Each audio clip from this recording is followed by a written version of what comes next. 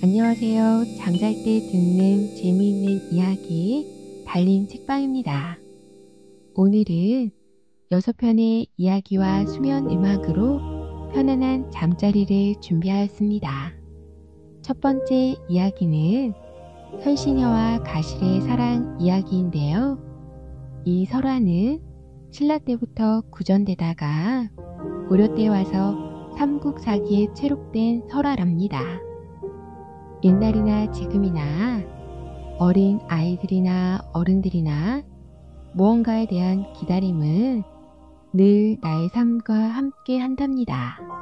아이가 태어나서 소통이 가능할 때 당장 하고 싶은 마음에 때를 많이 쓰지요. 그때 가장 먼저 가르쳤던 행동은 기다려였답니다.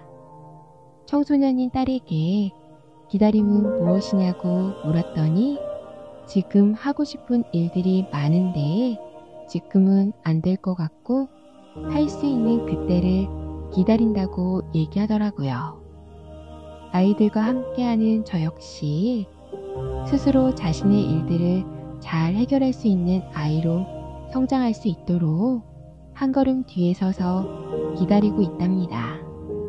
물론 쉽지 않아 매번 기다려야지 하고 마음을 다짐한답니다. 농부들이 열매가 맺기를 기다리고 선생님이 아이들이 잘 성장하기를 기다리고 연인이 서로 잘 되기를 기다려주고 부모님이 자식들이 자리 잡고 잘 살기를 기다려주고 이 모든 것들의 바탕은 내가 바라는 욕심을 내려놓았을 때 기다릴 수 있는 것 같아요.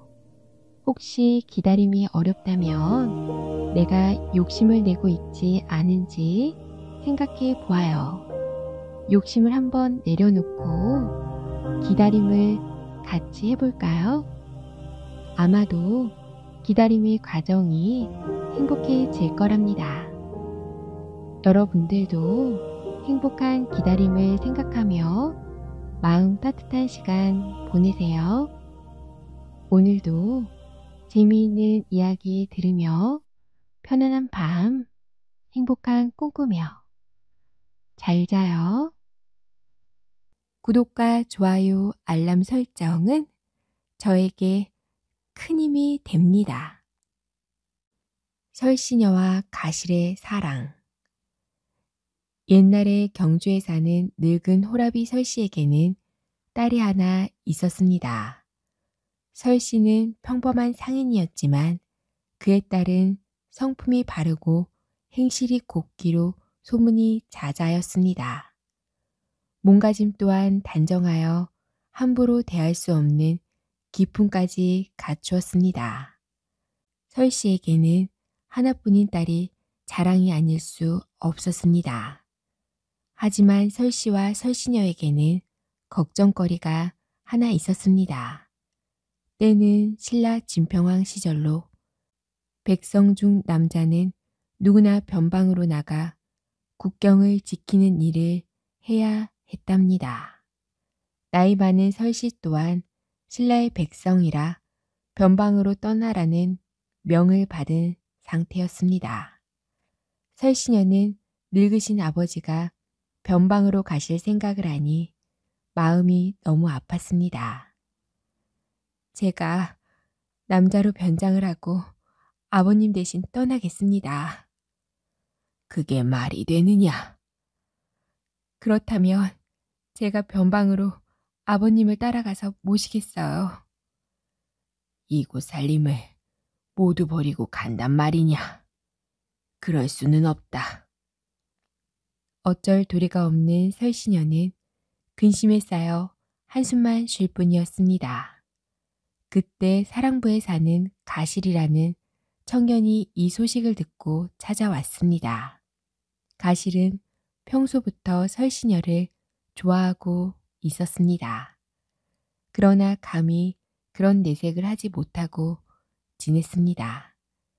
비록 집안은 무척 가난하였지만 가실의 굳은 뜻은 남보다 뒤지지 않았습니다. 나는 보잘것없는 사람이지만 마음은 강한 사내입니다. 듣자 하니 사정이 매우 딱하게 되었던데 괜찮으시다면 제가 대신 변방으로 가겠습니다. 가실은 자신감 넘치는 표정으로 말하였습니다. 설씨와 설씨녀는 가실의 말에 감명을 받았지만 그렇다고 어려운 일을 대신하게 할 수는 없었습니다. 뜻은 고맙지만 그렇게까지 신세를 질 수는 없네. 그 마음은 참으로 고마우이. 설씨는 정중하게 거절을 하였습니다. 신세라니요. 이미 마음을 굳혔으니 제 뜻을 받아주십시오. 가실의 뜻은 확고했습니다. 설씨와 설씨녀는 그런 가실에게 믿음이 갔습니다. 자네가 그렇게까지 말하니 고맙고 미안한 마음은 금할 길이 없네.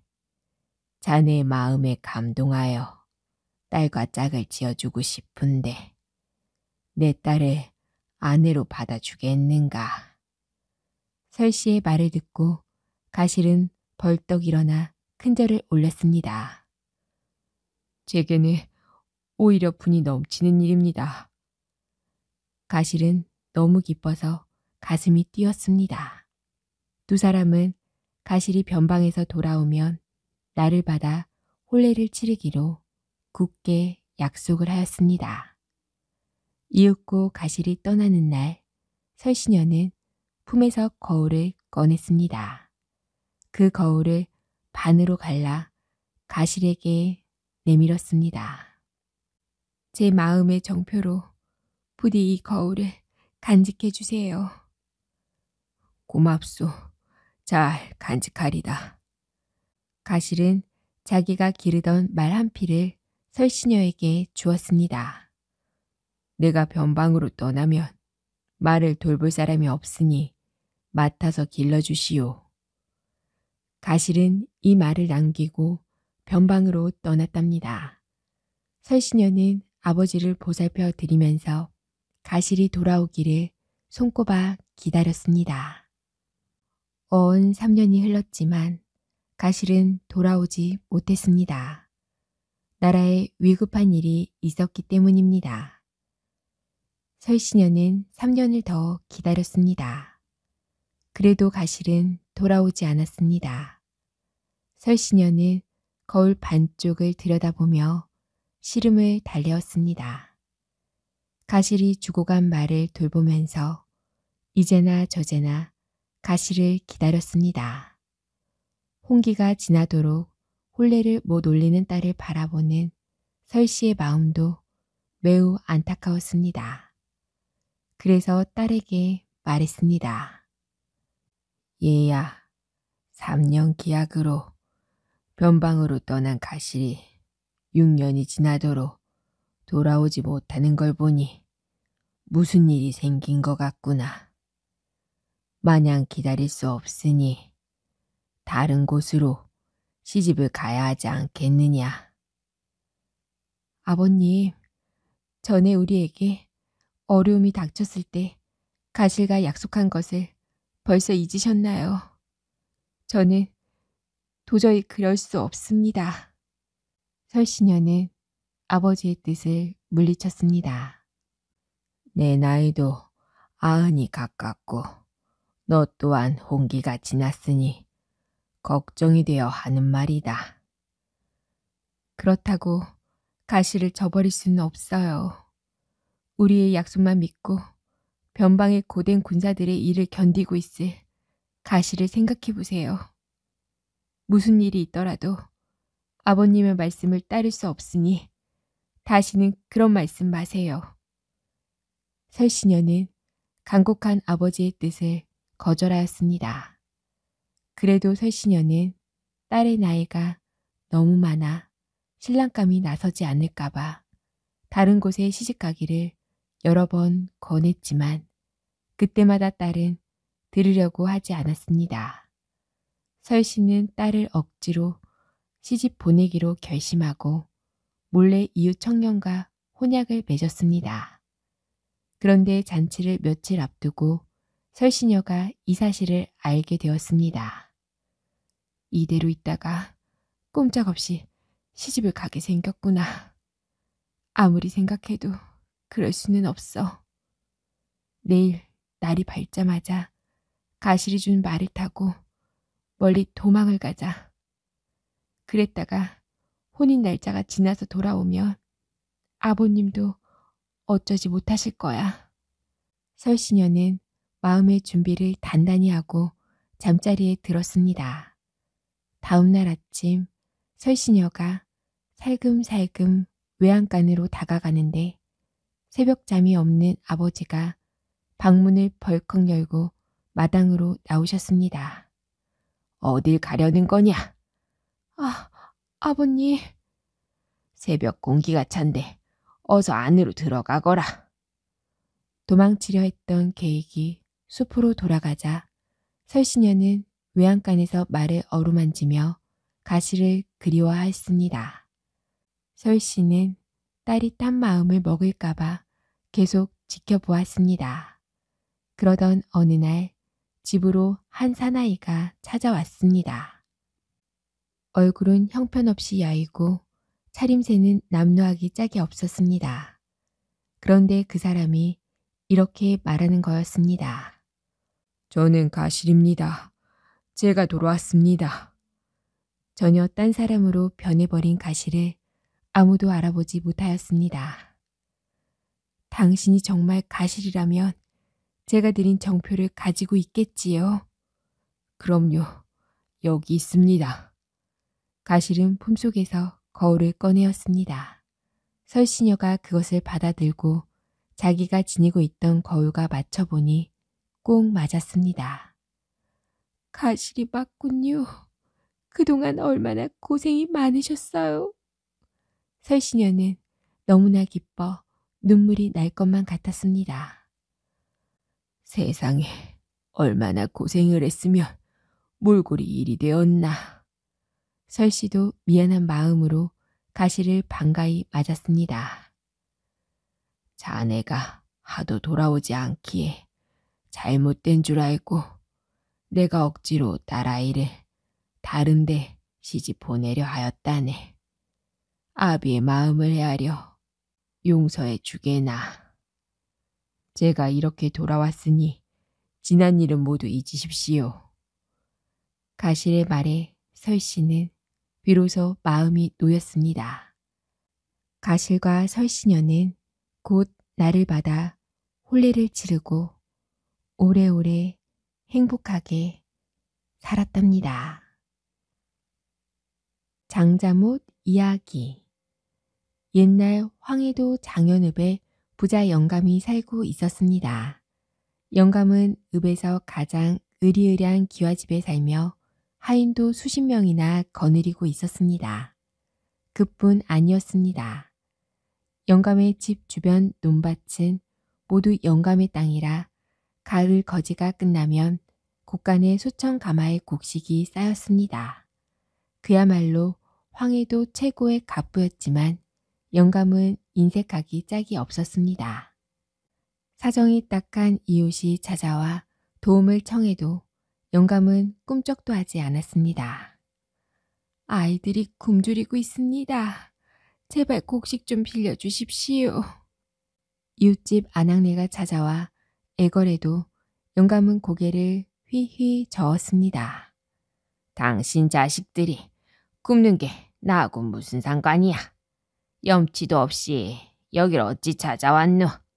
당장 꺼지지 못할까.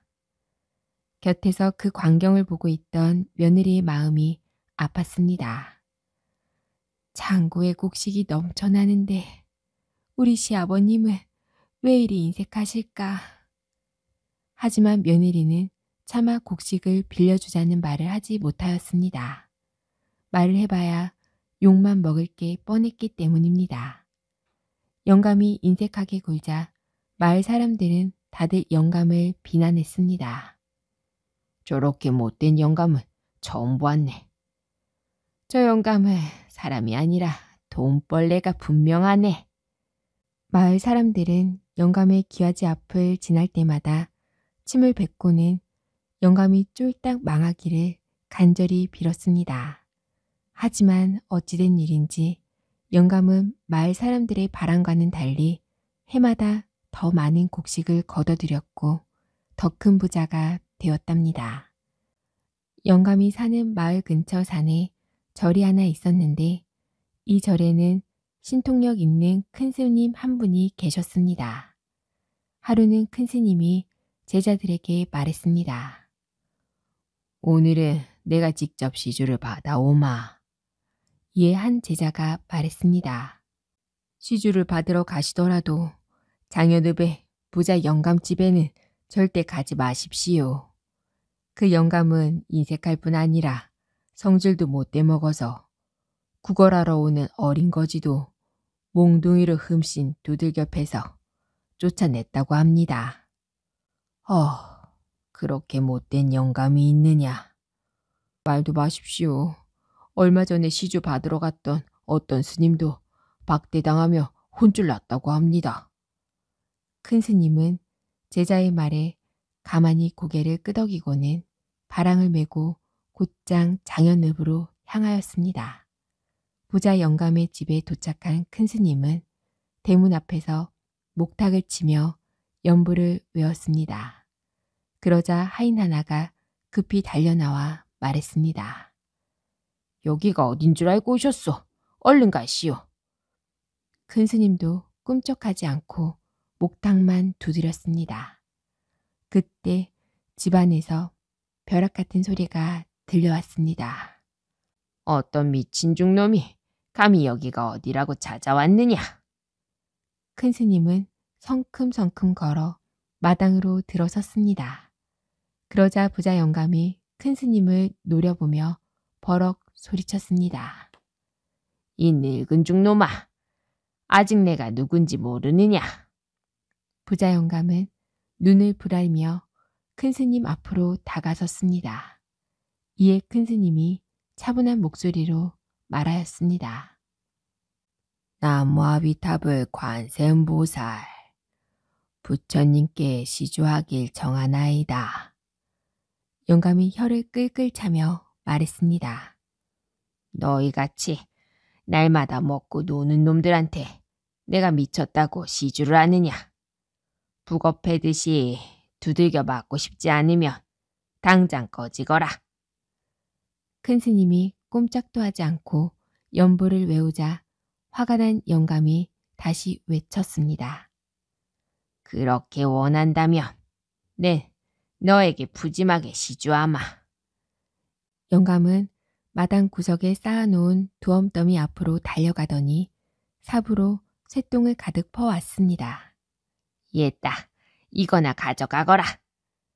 영감은 큰 스님의 바랑에 쇠똥을 가득 채워 넣었습니다. 그러자 큰 스님이 껄껄 웃더니 바랑을 어깨에 맸습니다. 고맙소. 시주해준 덕분에 바랑이 가득 찼으니 이만 가보겠소. 스님이 고맙다고 인사까지 하자 영감은 어이가 없는지 피식 웃었습니다. 머리가 좀 모자란 중놈이로구먼. 큰 스님은 두 손을 모아 합장까지 하고는 대문을 나섰습니다. 그런데 그 집 며느리가 마당 우울가에 쌀을 씻고 있다가 그 광경을 모두 보았습니다. 며느리는 시아버지 몰래 옆문으로 나가 큰 스님에게 다가갔습니다. 스님, 죄송합니다. 저희 시아버지께서 성격이 고약해서 그러니 너무 노여워하지 마세요. 며느리는 큰 스님의 바랑에 든 쇠똥을 모두 털어버렸습니다. 그러고는 몰래 들고 나온 쌀 한 바가지를 바랑에 부었습니다. 이에 큰 스님이 고개를 끄덕이며 말했습니다. 영감은 고약한데 며느님은 아주 착하구먼. 며느님이 착하니 내가 한 가지 일러주겠소. 며느리는 무슨 말인가 하여 큰 스님을 가만히 올려다 보았습니다. 큰 스님이 이내 어두운 표정을 지으며 말했습니다. 조금 있으면 이 집에 큰 재앙이 내릴 것이요. 그게 무슨 말씀이십니까? 큰 스님이 말을 이었습니다. 그 재앙은 내가 내리는 것이 아니라 하늘이 내리는 것이요. 그러니 내 말을 잘 들으시오. 시간이 별로 없소. 며느님은 당장 집으로 들어가 중요한 것 두세 가지만 챙겨서 뒷산으로 얼른 몸을 피하시오. 그리고 뒤에서 무슨 소리가 나더라도 절대 돌아보지 말아야 하오. 큰 스님은 이렇게 말한 다음 순식간에 저 멀리 사라졌습니다. 며느리는 급히 집 안으로 달려 들어갔습니다. 아이고, 큰일 났네. 중요한 게 뭐지? 뭘 가지고 나가야 하지? 며느리는 우선 아기를 들쳐업고 귀한 명주 옷감을 머리에 인 다음 산을 향해 무조건 내달렸습니다. 그런데 집에서 기르는 강아지 한 마리도 쫄랑거리며 따라오고 있었습니다. 오냐, 너도 함께 가자. 며느리는 강아지를 한 손으로 안고 허겁지겁 뒷산으로 뛰어 올라갔습니다. 그 사이 갑자기 하늘이 어두워지면서 먹장 구름이 몰려와 금세 큰 비가 내릴 것만 같았습니다. 며느리는 숨을 몰아쉬며 산 중턱까지 뛰었습니다. 심장이 터질 것만 같았습니다. 숨이 찼지만 그럴수록 더 힘을 내어 달렸습니다. 순식간에 하늘에서 벼락이 떨어졌고 이어서 장대 같은 비가 쏟아졌습니다. 며느리는 눈을 질끈 감고 계속 산길을 달렸습니다. 절대 뒤를 돌아보지 말아야 하오. 큰 스님의 목소리가 귀에서 쟁쟁했습니다. 그때 또다시 훨씬 큰 천둥 소리가 나면서 벼락이 떨어졌습니다. 어찌나 소리가 큰지 땅이 흔들릴 지경이었습니다. 벼락이 집에 떨어졌는지 뒤에서 우르르 집이 무너지는 소리도 들렸습니다. 도대체 어떻게 된 거지? 벼락 소리에 놀란 며느리는 자기도 모르게 뒤를 돌아보았습니다. 그 순간 며느리는 그만 돌로 변해버렸습니다. 벼락은 정확히 부자 영감의 집으로 떨어졌습니다. 그 바람에 고래등 같았던 기와집이 박살났고 집에 있던 자리는 어마어마하게 큰 구멍이 생겼습니다. 끊임없이 쏟아진 빗물은 흐르고 흘러 모두 그 구멍으로 몰려들었습니다. 이내 부자 영감의 집이 있던 자리에 커다란 못이 생겨났습니다. 그렇게 못되게 굴더니 결국 천벌을 받았고. 그 많던 재산이 다 날아가고 부자 영감도 죽었네 그려. 마을 사람들은 새로 생긴 커다란 못을 바라보며 혀를 끌끌 찼습니다.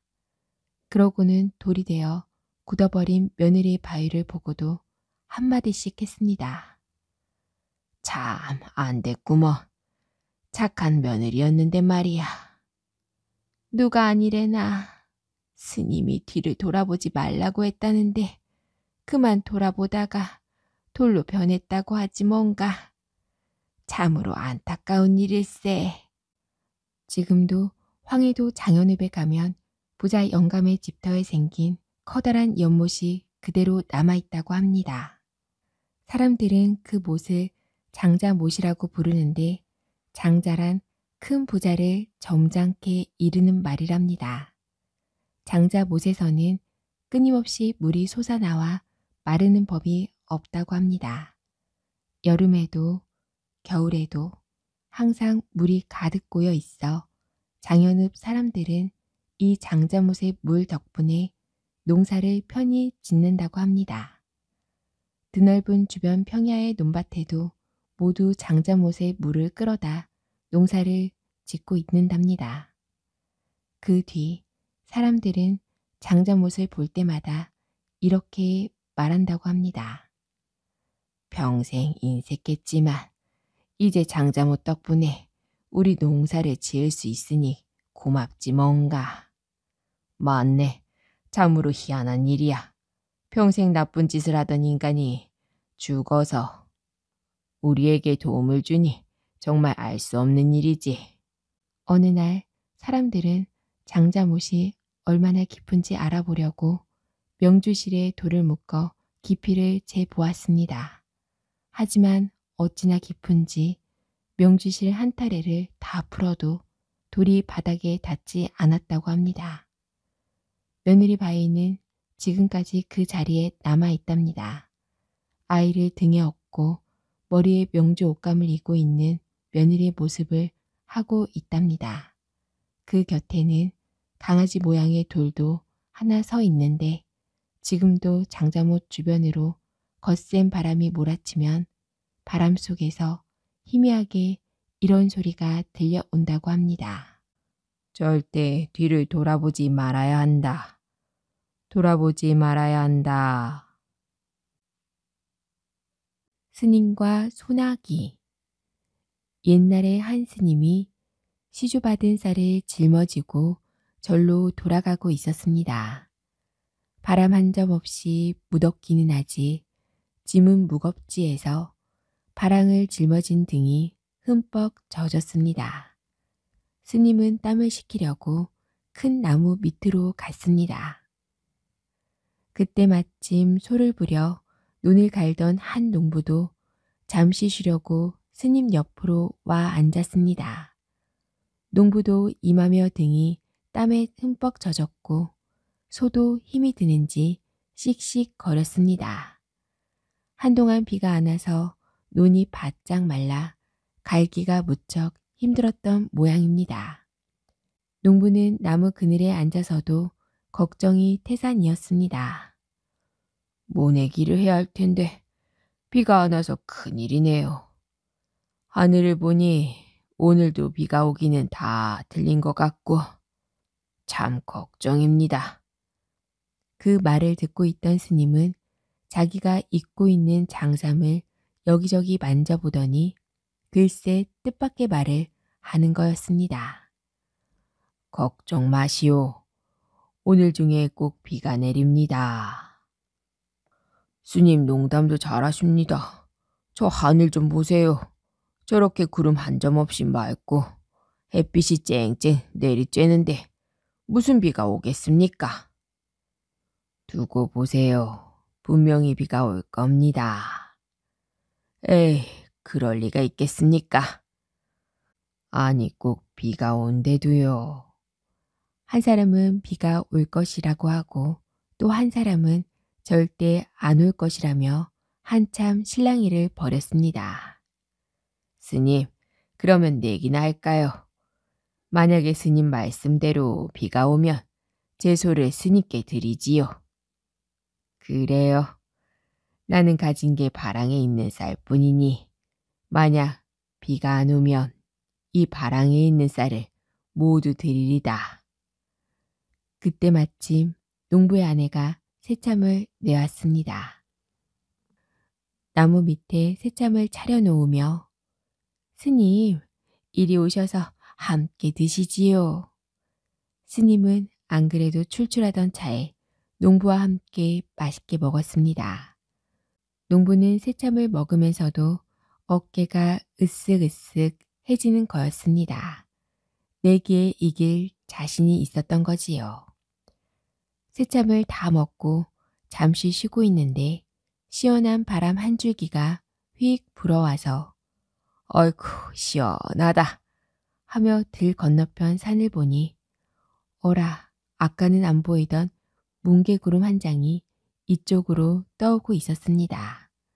하지만 여전히 하늘은 파랗고 햇볕은 내리쬐고 도무지 비가 올 것 같지 않았습니다.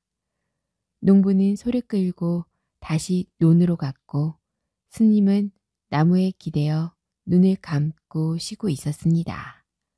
농부가 한참 눈을 갈고 있는데 어디선가 먹구름이 몰려오면서 하늘이 컴컴해지는 거였습니다. 그러더니 굵은 빗방울이 후둑 후두둑 떨어졌습니다. 농부는 놀라서 얼른 소를 나무 밑으로 끌고 왔답니다. 빗방울은 순식간에 새참 빗줄기가 되어 바짝 마른 눈을 흠뻑 적실 정도로 쏟아졌답니다. 농부는 시원하게 쏟아지는 빗줄기를 보면서 모내기할 걱정이 싹 가셨습니다. 농부는 싱글벙글하며 스님에게 물었습니다. 도대체 스님은 비가 올 걸 어떻게 아셨나요? 제가 입고 있는 옷을 만져보면 알지요. 옷으로 도수를 부리는 것은 아닐 테고 참으로 신기하네요. 저는 빨래를 자주 못해서 옷이 땀에 젖었다가 마르고 또 젖었다가 마르고 하지요. 그러는 동안에 옷에 소금기가 남아있게 됩니다. 소금기가 있는 옷은 공기 중에 습기가 많으면 눅눅해집니다. 공기 중에 습기가 많다는 것은 곧 비가 올 징조지요. 아, 그러니까 스님은 아까 옷을 만져보고 비가 올 걸 아셨군요. 아무튼 스님, 비가 와서 한시름 놓았습니다. 농부는 비가 와서 잘 됐다는 생각으로 내기해졌다는 생각은 못하고 있었습니다. 그러면 내가 내기에 이긴 겁니다. 아참, 그렇지요. 내가 내기에 졌으니 스님이 저 소를 가져가세요. 농부는 속이 쓰렸지만 약속대로 스님에게 소를 줄 수밖에 없었습니다. 스님은 농부를 보며 방긋 웃었습니다. 농사 짓는 사람한테는 소가 큰 일꾼이지만 우리한테는 아무 소용이 없소이다. 하면서 바랑을 매더니 훌쩍 가버렸습니다. 어느새 비는 그치고 스님이 걸어가는 저편 하늘은 맑게 개어 푸른 하늘이 드러나 있었습니다. 스님과 농부가 소를 걸고 내기를 했다고 해서 여름에 갑자기 쏟아지는 비를 소내기라고 한답니다. 소내기란 말이 요즘에 와서 소나기가 된 거랍니다. 아기 장수 우투리. 옛날 옛적 욕심 많은 벼슬아치와 그보다 더 욕심 많은 임금이 나라를 다스리던 때의 일이랍니다. 어느 시골 마을에 가난한 농사꾼 부부가 살고 있었습니다. 부부는 땅이 없어서 부잣집 밭일을 해주며 하루하루 먹고 살았습니다. 그런데 늙음하게 부인이 아기를 갖게 되었습니다. 얼마나 기다리던 아기였던지 부부는 뛸 듯이 기뻤습니다. 부인은 갈수록 배가 불러왔지만 남의 일을 해주는 처지에 밭일을 쉴 수가 없었습니다. 어느덧 9달이 지나 아기를 낳을 때가 되었습니다. 부인 혼자 무거운 몸을 이끌고 김을 메고 있었습니다. 그런데 갑자기 배가 아파왔습니다. 아이고, 배야, 아기가 나오려나 보네. 거기 누구 없어요. 아무리 소리쳐봐도 지나가는 사람 하나 없었습니다. 부인은 엉금엉금 기어 나무 아래에 누웠습니다. 하늘이 노랗게 보일 만큼 진통을 하고 나서야 아기를 낳았습니다. 부인은 억새풀로 탯줄을 끊고는 그만 정신을 잃었습니다. 마침 장에서 돌아온 남편이 부인과 아기를 집으로 데려왔습니다. 그런데 기쁨도 잠시, 아기는 울지도 못하고 2달이 마저 없었습니다. 부부는 하늘을 원망하다가 모든 걸 받아들이기로 했습니다. 이게 다 하늘의 뜻인 걸 어찌하겠소. 우리 힘껏 잘 키워봅시다. 동네 사람들은 이 아기를 윗도리만 있다고 해서 우투리라 불렀습니다. 우투리는 젖먹이 때부터 하는 짓이 남달랐습니다. 아가, 엄마가 밭일 다녀올 테니 집 잘 보고 있거라. 알았지? 부인이 안쓰러워 말을 건네면 마치 알아들었다는 듯 우투리는 방긋 웃으며 손을 흔들곤 했습니다. 일을 하다 걱정이 되어 집에 뛰어와 보면 어떻게 일어나는지 우투리는 앉아서 놀고 있었습니다. 우투리가 커가면서 더욱 이상한 일이 벌어졌습니다. 부부가 잠시 한눈을 파는 사이 장롱 위에 올라가 있기도 하고 일 나갔다 돌아오면 부엌에 있던 음식을 방 안에 가져와 먹고 있었습니다. 두 다리가 없는 젖먹이가 말입니다. 부부는 하도 이상하게 여겨 하루는 밭일을 나가는 척하다가 몰래 돌아와 방 안을 살펴보았습니다. 그런데 글쎄 우투리가 좁은 방 안을 날아다니고 있었습니다. 겨드랑이에 돋은 날개를 파닥거렸답니다. 너무 놀란 부부는 뒤로 벌러덩 넘어갔습니다. 여보, 이를 어쩌면 좋아요. 우리가 아기 장수를 낳았나 봐요. 부인은 땅이 꺼져라 한숨을 내쉬었습니다. 남편도 걱정이 이만저만이 아니었습니다. 그 당시 가난한 백성들 사이에 희한한 소문이 떠돌고 있었답니다. 하늘이 날개 달린 장수를 내려보내 못된 임금과 벼슬아치들을 몰아내고 백성들을 구해줄 거라는 이야기였습니다. 만일 우투리가 아기 장수라는 게 알려지면 임금이 살려둘 리가 없었습니다. 부부는 이국리 저국리 끝에 우투리를 데리고 깊은 산속으로 들어가 숨어 살았습니다. 해가 바뀔 때마다 우투리는 씩씩한 장군의 모습이 되어 갔습니다. 비록 다리는 없지만 두 날개에 더욱 힘이 붙어 한 번 날개짓을 하면 바람이 휙휙 몰아칠 정도였습니다. 그런데 어느 틈에 우투리가 아기 장수라는 소문이 퍼졌답니다. 부부는 이런저런 걱정에 잠을 못 이루는데 아버지, 어머니, 우투리가 일어나 말을 하는 게 아니겠어요. 아니, 너 지금 뭐라고 했니? 여보, 얘가 말을 했어요. 말을. 벙어리인 줄만 알았던 우투리가 말을 하니 부부가 놀랄 수밖에 없었습니다. 아버지, 어머니, 저는 못된 임금과 벼슬아치들을 혼내주고 새 나라를 만들기 위해 어머니의 배를 빌려 하늘에서 내려왔답니다. 지금껏 그것이 알려질까봐 벙어리처럼 입을 다물고 있었어요. 부부는 기쁘기도 했지만 앞으로 닥칠 일을 생각하니 걱정이 앞섰습니다. 이제 때가 온 것 같습니다. 그 전에 두 분께서 도와줄 일이 있습니다. 내일 검은 콩 한 마를 한 톨도 빠짐없이 볶아주세요. 날이 새자마자 부부는 검은 콩 한 마를 정성껏 볶았습니다. 한참을 볶는데 콩 한 알이 톡 튀어나와 부엌 바닥에 떨어졌습니다. 부부는 떨어진 콩알을 그대로 둔 채 다 볶아진 콩들만 우투리에게 가져다 주었습니다. 우투리는 볶은 콩 한 말로 순식간에 갑옷 한 벌을 지어 입었습니다. 튼튼한 갑옷이 우투리의 몸을 안전하게 가려 주었습니다. 딱 한 군데, 왼쪽 날개 죽지 바로 아래는 못 가렸습니다. 콩 한 알이 빠졌기 때문입니다. 하지만 우투리는 그것을 몰랐습니다. 내일 사또가 저를 잡으러 올 겁니다. 제가 먼저 사또를 찾아가야 두 분이 무사하실 수 있습니다. 혹시 제가 싸우다 죽거든 뒷산 바위 밑에 묻어주세요.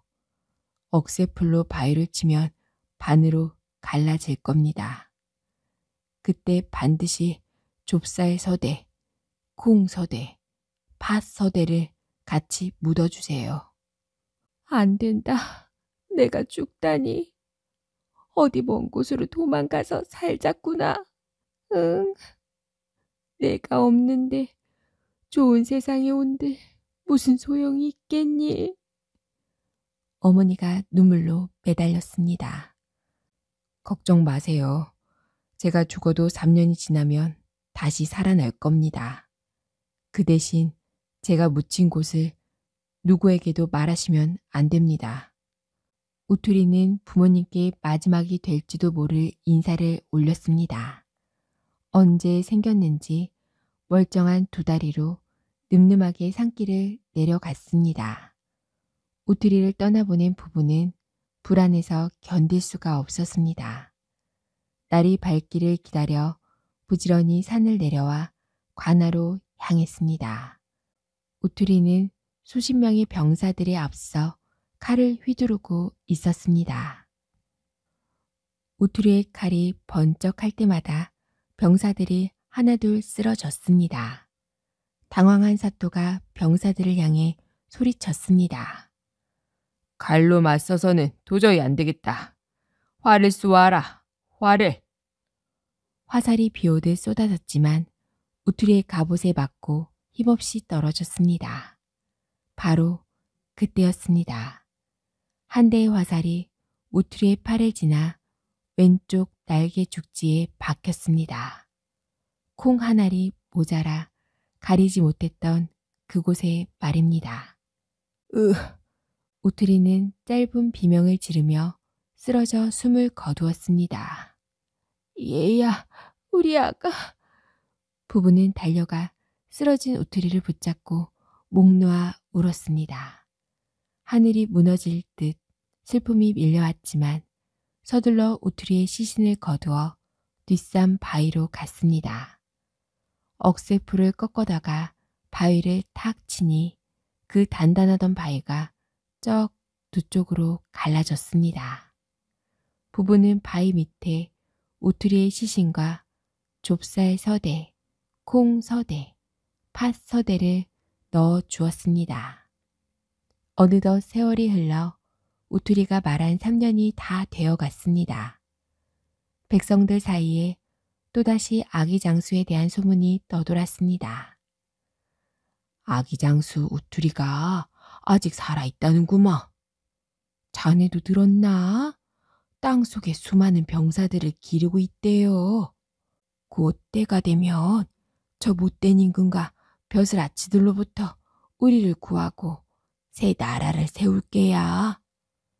소문은 임금의 귀까지 들어갔습니다.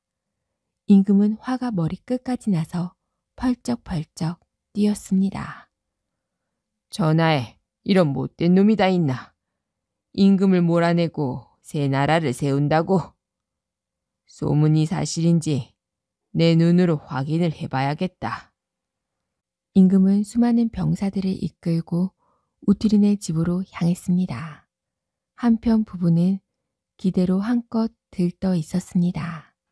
하루만 지나면 꼬박 3년이 되어 우투리가 살아 돌아올 날이랍니다. 그때 멀리서 땅을 뒤흔드는 말발굽 소리가 들렸습니다. 여봐라, 임금님 행차시다. 죄인들은 냉큼 나와 무릎을 꿇어라. 부부는 가슴이 철렁 내려앉았습니다.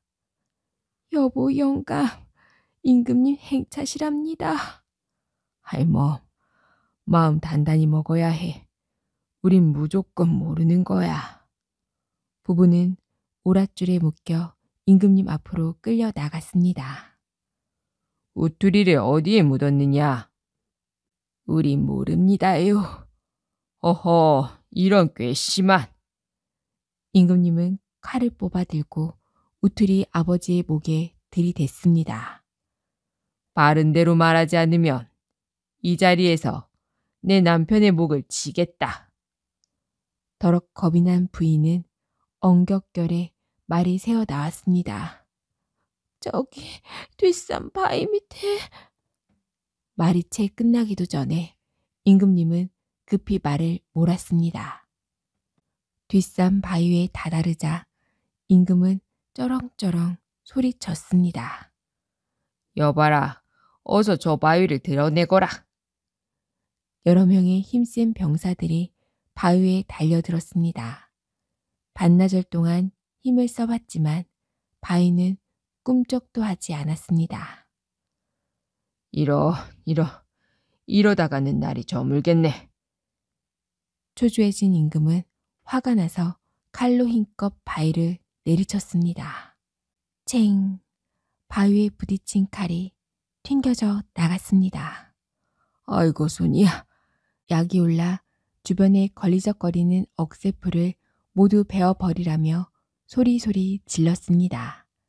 병사들이 닥치는 대로 억새풀을 베어내는데 억새풀 한 움큼이 바람에 날려 바위 한가운데에 떨어졌습니다.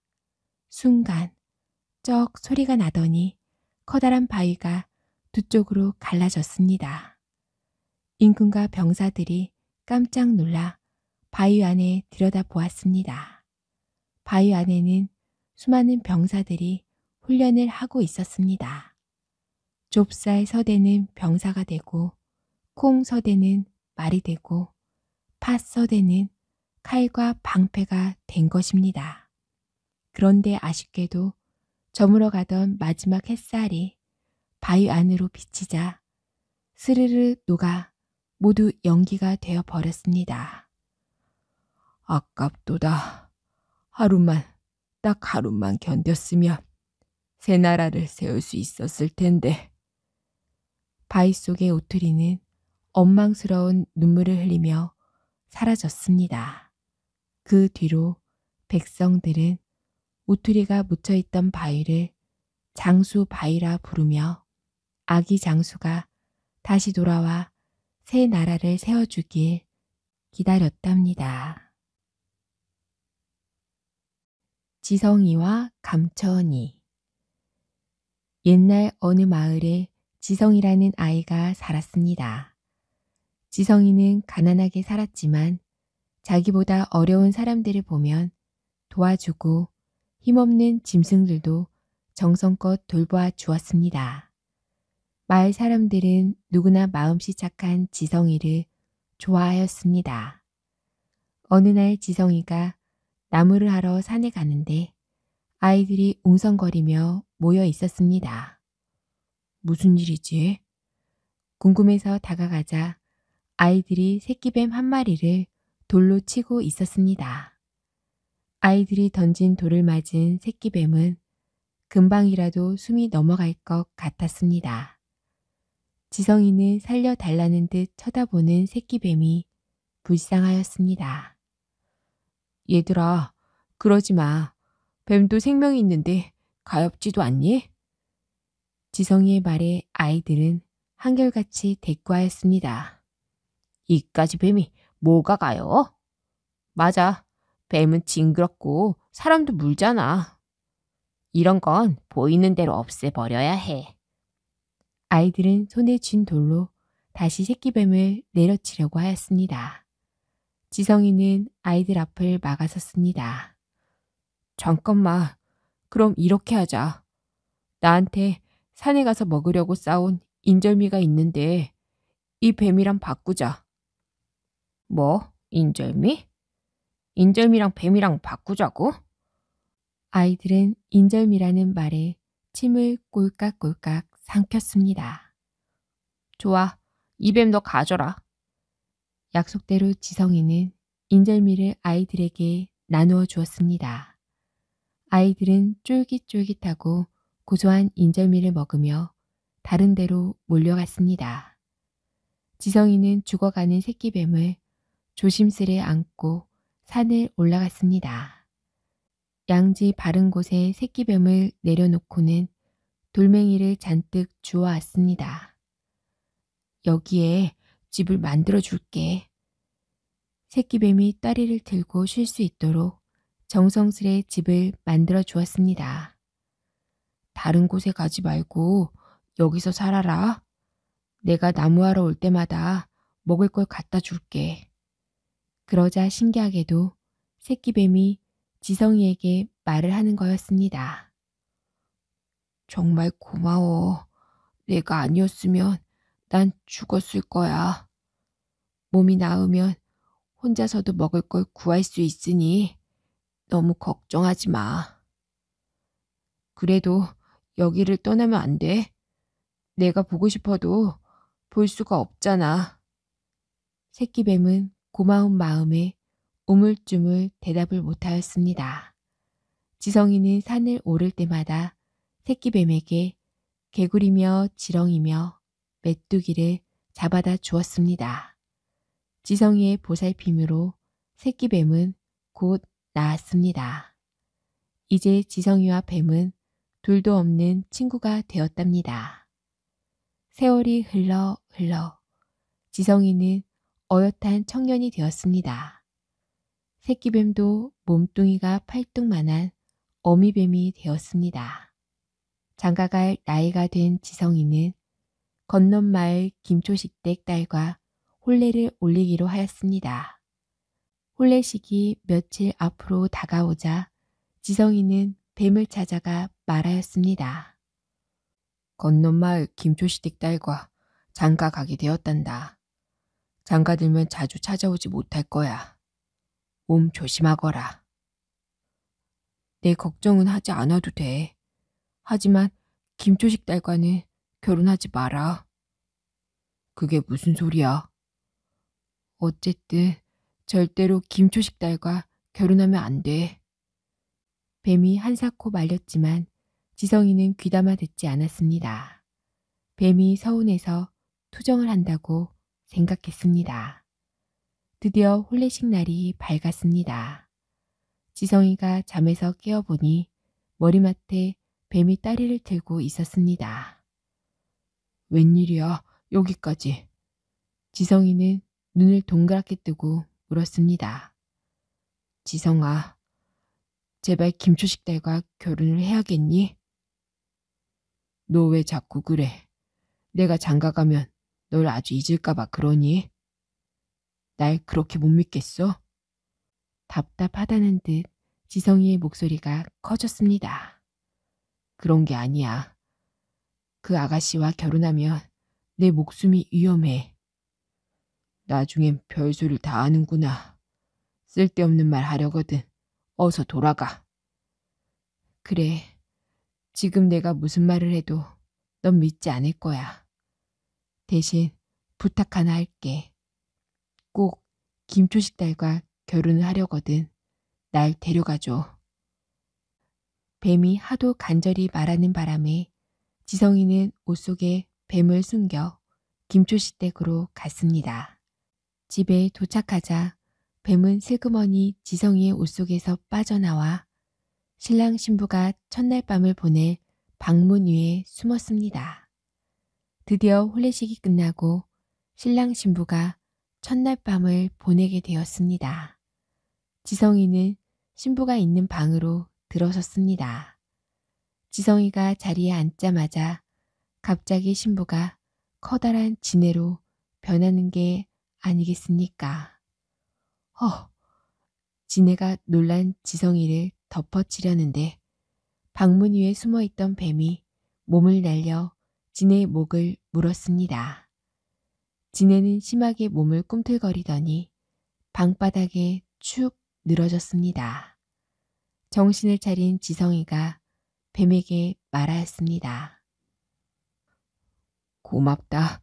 내가 아니었으면 지네 밥이 될 뻔했구나. 고맙다는 인사는 내가 해야지. 내 목숨 구해주고 10년이나 돌봐준 내 은혜를 오늘에야 갚게 되었어. 그런데 이 지네는 뭐고 왜 날 잡아먹으려고 한 거지? 이놈은 김초식 딸을 잡아먹고 딸로 둔갑한 거야. 지네가 사람을 100명 잡아먹으면 사람이 된다는 말이 있단다. 김초식 딸이 99명째였고 내가 마지막 100명째였지. 지성이는 생각만 해도 끔찍한지 가늘게 몸을 떨었습니다. 잠시 뒤 이 소식을 듣고 김초씨와 부인이 달려왔습니다. 흉측한 지네를 보자 부인은 그만 정신을 잃었습니다. 아이고, 우리 딸 불쌍해서 어쩔꼬. 김초씨는 쓰러진 부인 옆에서 방바닥을 치며 엉엉 울었습니다. 지성이와 뱀은 무거운 마음으로 김초씨 댁을 나왔습니다. 뱀아, 우리 집에 가서 함께 살자. 부모님도 내가 날 살려준 걸 아시면 허락하실 거야. 말이라도 고마워. 이제 내게 은혜를 갚았으니 나도 내 갈 길을 가야지. 난 지리산 중턱에 있는 연못으로 들어갈 거야. 그곳에서 용이 될 때까지 기다려야 해. 지성아, 내가 보고 싶으면 언제든 연못으로 와서 내 이름을 부르렴. 내 이름은 감천이란다. 언제든 기쁘게 널 맞이할게. 용이 되기를 기다린다는 말에 지성이는 더는 붙잡을 수가 없었습니다. 그 길로 감천이는 지성이와 헤어져 지리산 연못으로 갔습니다. 얼마 뒤 지성이는 다시 장가를 들었습니다.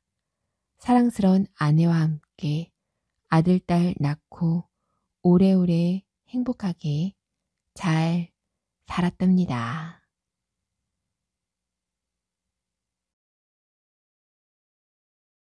김연과 호랑이 처녀. 신라 사람들은 음력 2월이 되면 절에 가서 탑돌이를 했습니다. 탑 주위를 빙글빙글 돌며 부처님에게 소원을 빌었습니다. 김연이라는 화랑도 흑륜사에 가 탑을 돌았습니다. 비나이다. 올해는 꼭 좋은 짝을 만나게 해주십시오. 김연은 소원을 빌고 또 빌었습니다.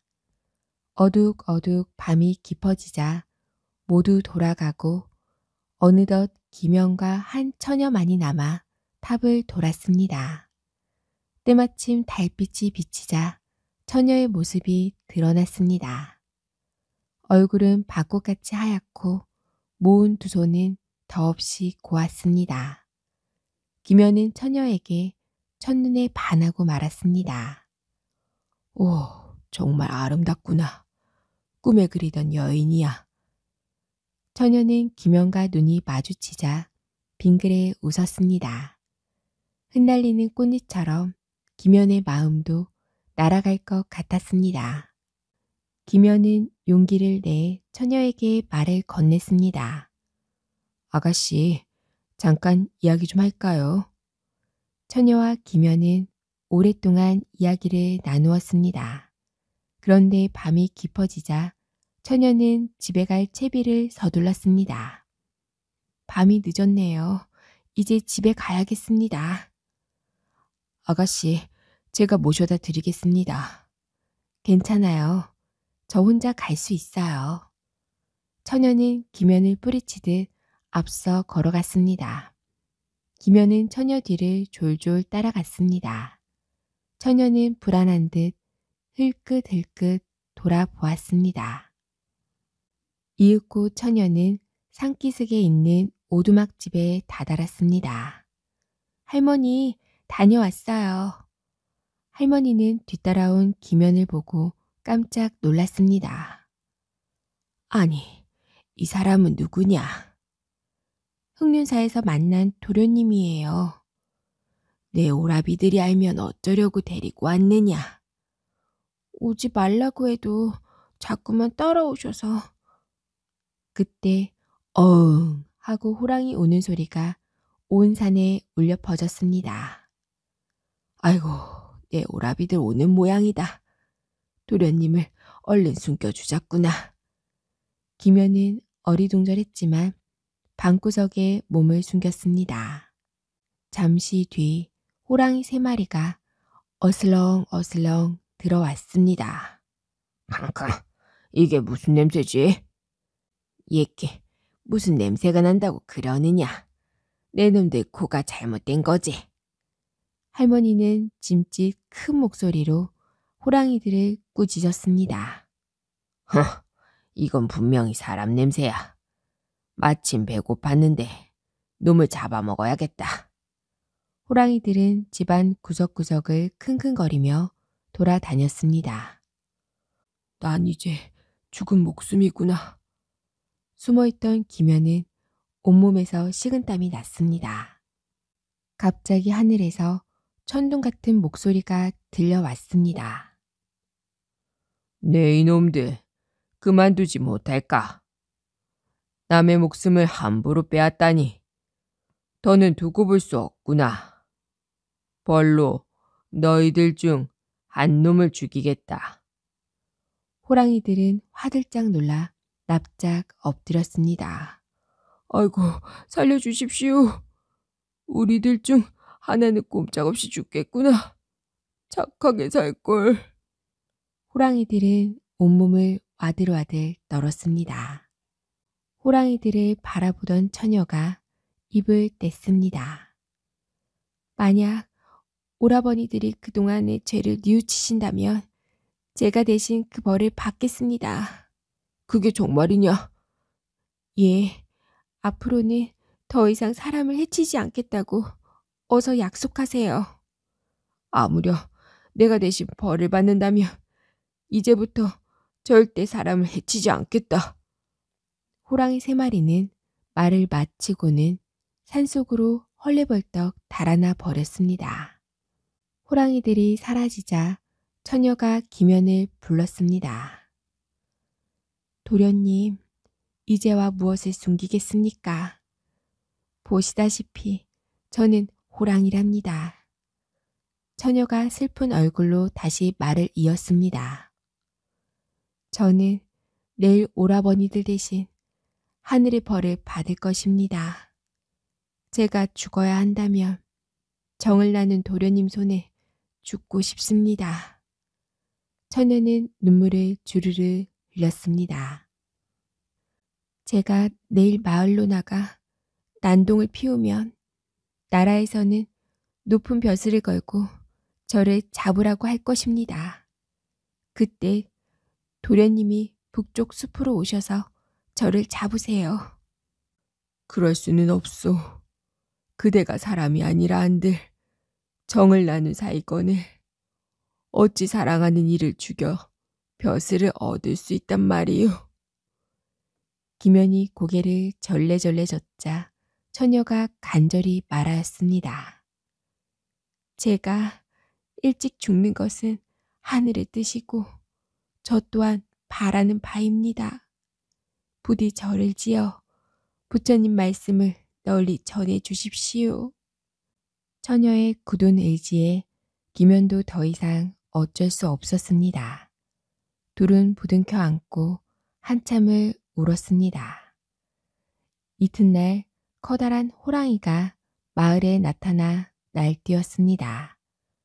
군사들이 나섰지만 누구도 막지 못했습니다. 이 소식을 들은 원성왕은 크게 걱정했습니다. 호랑이를 잡는 사람에게 큰 벼슬을 내리겠노라. 하지만 아무도 선뜻 나서지 못했습니다. 결국 기면이 궁궐로 들어가 원성왕에게 말하였습니다. 배하, 제가 호랑이를 잡아오겠나이다. 오호, 용감한 젊은이로구나. 그대에게 먼저 벼슬을 내리겠다. 기면은 칼 한 자루를 손에 쥐고 처녀와 약속한 북쪽 숲으로 무거운 발걸음을 옮겼습니다. 숲속에서는 호랑이 처녀가 기면을 기다리고 있었습니다. 처녀는 기면을 보고는 환하게 웃으며 절을 올렸습니다. 도련님, 도련님을 만나 행복했습니다. 기면은 가슴이 저릿저릿 아파 아무 말도 할 수 없었습니다. 도련님, 오늘 상처 입은 사람들에게는 흑륜사의 간장을 발라주세요. 그리고 그 절의 나팔 소리를 들으면 상처가 깨끗이 나을 겁니다. 말을 마친 처녀는 기면의 칼을 뽑아 스스로 목숨을 끊었습니다. 쓰러진 처녀는 호랑이로 변하였습니다. 기면은 죽은 호랑이를 참아 만지지도 못하고 눈물만 펑펑 쏟았습니다. 다음 세상에는 꼭 부부로 만납시다. 기면은 가까스로 마음을 추스리고 마을로 갔습니다. 호랑이를 잡았습니다. 백성들은 호랑이가 쓰러져 있는 것을 보고는 크게 기뻐했습니다. 김연은 다친 사람들에게 처녀가 일러준 방법을 알려주었습니다. 그 방법대로 하자 사람들의 상처가 거짓말처럼 다 나았습니다. 몇 년 뒤 김연은 냇가에 절을 하나 세웠습니다.